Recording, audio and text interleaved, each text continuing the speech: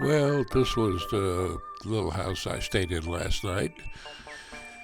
Breakfast was homemade because the restaurant I went into last night was so bad.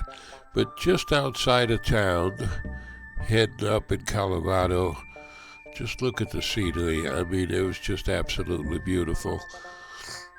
And fairly early in the morning, about 7:30 or something like that, right along the river, and had the place pretty much to myself. I guess folks like to sleep in on vacation.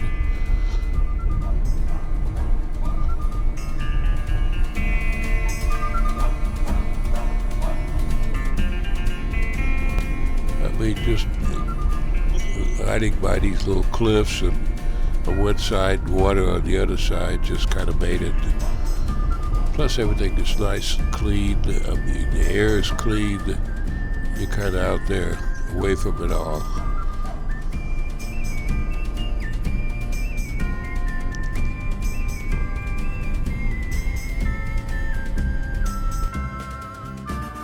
Take a minute to read this on Gunnison.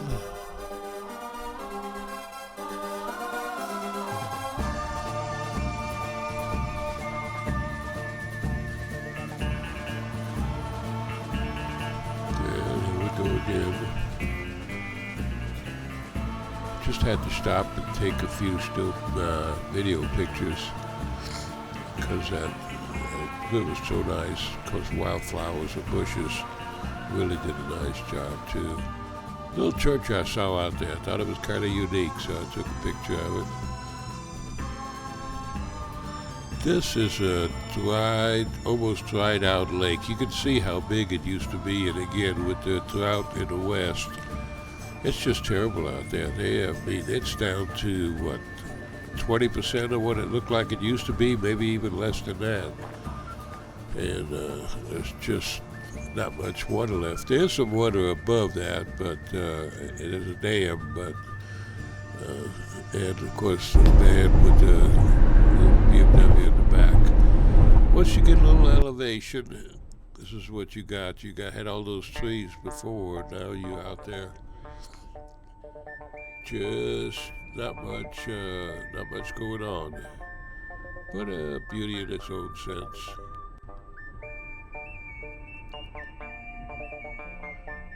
This is on the way to Gunnison, and I stopped by Gunnison, stopped by McDonald's, got me a sausage and egg McMuffin, and something the pioneers couldn't do. Anyway, across the street from McDonald's, I saw this big sign saying museum. And I mean, this is called the Pioneer Museum.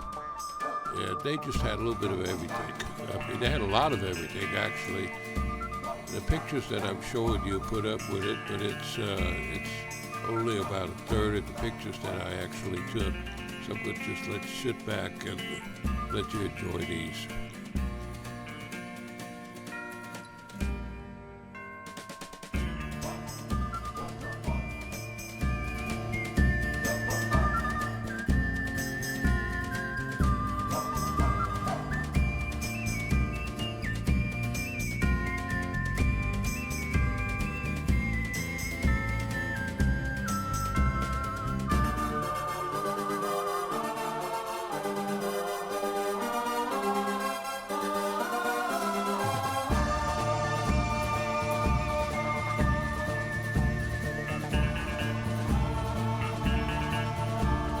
This guy was a cannibal.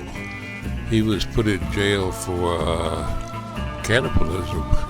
I don't know if it was one of those things up in the mountains when everybody got stuck, but I think she told me she finally got out after about 10 years or so.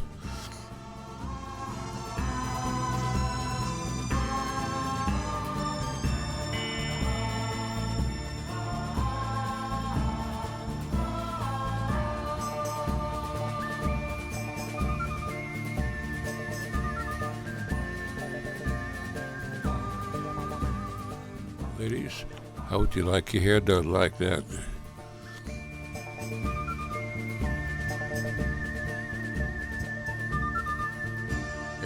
course, being up high and snowy, these little sleds come in handy.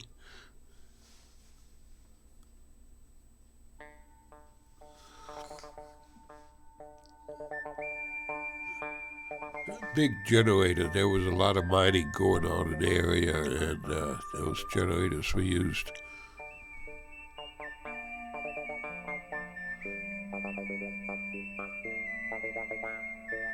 Hats.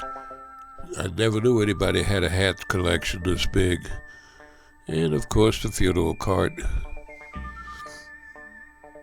This is getting, after leaving there, I was up at almost 12,000 feet. I took this little gondola up, and that was interesting. I think it cost about $15 or something like that, but I was up there with the snow, and the wind was blowing. I took some cell phone pictures. I could barely hold on to the cell phone.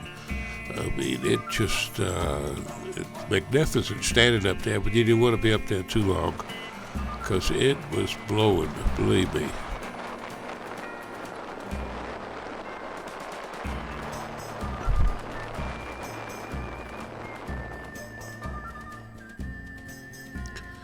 Communication station, and then time to go back down.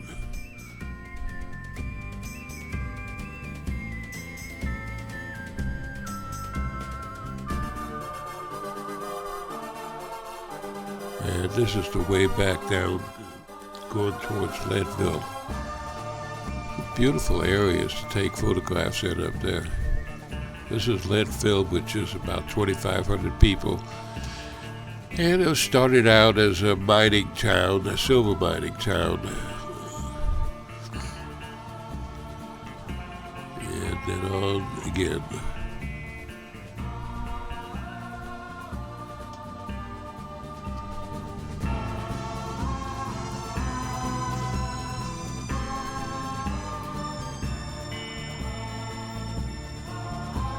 And of course the rain built up again, but since I was in my van, it didn't bother me too much.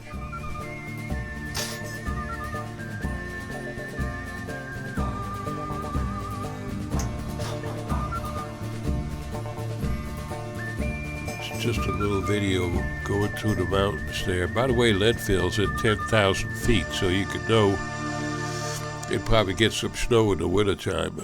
This will all be really snow-covered areas. And we're on the Steamboat Springs next time around, but just wanted to ride it out to the bottom of the mountain.